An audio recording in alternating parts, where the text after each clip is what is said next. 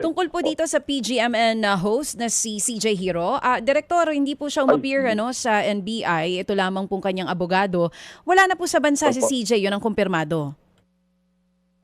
Ang sabi po ng abogado niya, hindi naman nagtatago, pero nasa ibang bansa ngayon. Yung po yung sinasabi niya. Okay. So kami po, we will give him another opportunity. So kailangan imbitahan po yan. Kasi po marami pong kailangan ipaliwanag na nakita po namin. At lalong-lalo na po ngayon, meron pong dating congressman na nagreklamo rin ng extortion.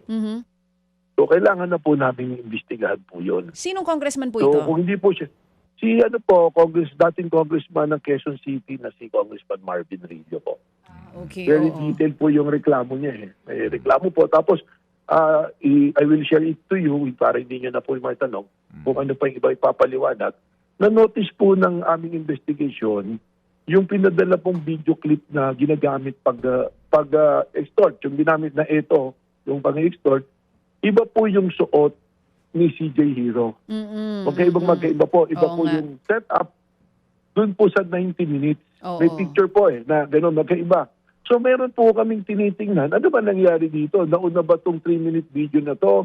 At dahil kailangan nilang ilabas yung 90 minutes, gumawa sila bigla, hindi na nila na-realize na mali pala.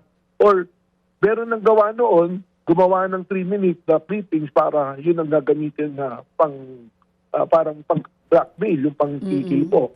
So kailangan pong masagot yun. Kasi kayo po, DJ Chacha at saka Atid, meron naman din kayong mga show, halimbawa, at kung lumabas yung halimbawa mahabang show na yun, may teaser kayo, hindi naman po nagkakaiba yung suot nyo Kasi pick upin nyo lang po doon sa ilalabas na, hindi po ba?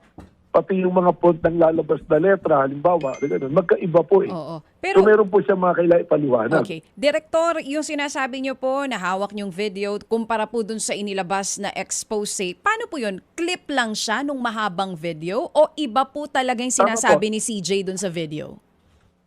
Hindi, clip lang po talaga, pares na pares. In fact, pinascreenshotan ko po nga na yung paghigop niya ng kape para makita na hindi siya magkaiba. So, higop ng kape, magkaiba po talaga yung suot, yung ayos ng buhok, yung forma, magkalayo po talaga. But the message is the same. The message is the same. Ano po? Yung message po halos pareho nung expose. Pares na parehas po. Pares na parehas. So, paano po to? Sabi nyo, bibigyan nyo siya ng isa pang tsansa para po umappear sa inyong ahensya. Kung sakali po na hindi pa rin siya magpakita, ano na pong susunod na hakbang ng NBI? Well, kung ano po yung ebidensyang hawak namin at reklamo nung mga nagreklamo pa, lalo na ni dating Congressman Marvin Rillo, yun na po yung magiging basehan ng aming kung resolusyon kung magpapile po ng kaso sa piskalya o hindi. Did you check with the Bureau of Immigration kung talaga pong nakalabas na ng bansa si CJ at kung saang bansa po ito nagtungo? Well, kahapon po in-inform kami na umalis nga. So kahapon nagpadala rin po kami ng kahilingan po sa Bureau of Immigration. Baka today bukuhan na rin po natin. So wala pa pong confirmation kung saang bansa nagpunta pero confirmed lumabas ng bansa. Kailan po umalis ng bansa? Yun po yung statement ng abogado. Hindi na po namin na detalye yan, pero yun ang sinabi ng abogado po. That's why we're getting details from the Bureau of Immigration. Opo, sige po. Will you subpoena also or invite the former speaker, Martin Romualdez? Meron na po siyang complaint doon sa representative po niya. So yun po ay nasa piskalya na po, Katid.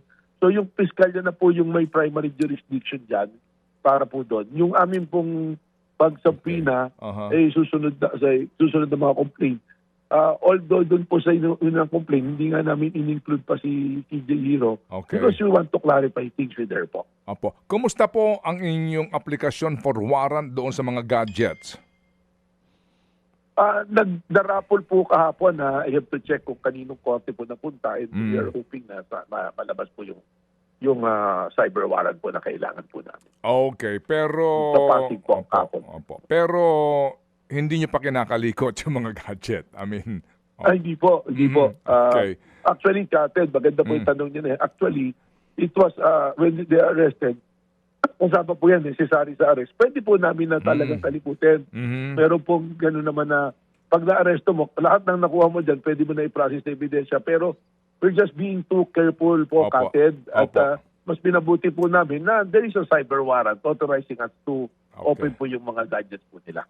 Mga kapatid, patuloy po kayong tumutok sa 105.9 True FM para sa totoong balita, impormasyon, music, and entertainment. Mag-subscribe sa aming YouTube channel at podcast at sundan nyo kami sa Facebook, Instagram, X at TikTok sa True Network PH. Bisitahin din po ang aming official website, truefm.ph.